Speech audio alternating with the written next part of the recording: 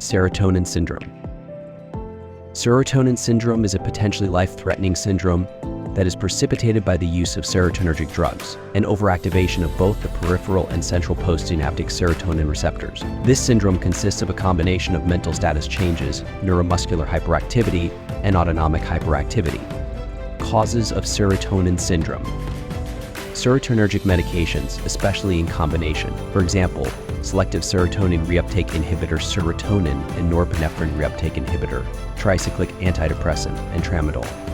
Drug interactions. Serotonergic medication and monoamine oxidase inhibitor or linezolid. Intentional overdose of serotonergic medications. Serotonergic drugs of abuse, for example, MDMA. Clinical features of serotonin syndrome. Mental status changes.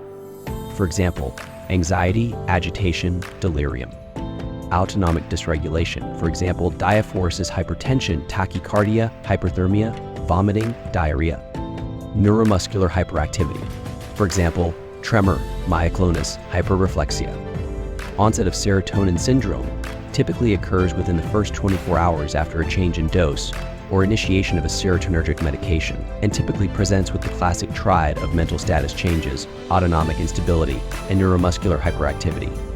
In addition, stimulation of serotonin receptors in the gut commonly results in gastrointestinal symptoms, for example, diarrhea and hyperactive bowel sounds. Patients taking selective serotonin reuptake inhibitors should be cautioned about the risk of serotonin syndrome when a medication with serotonergic activity is added.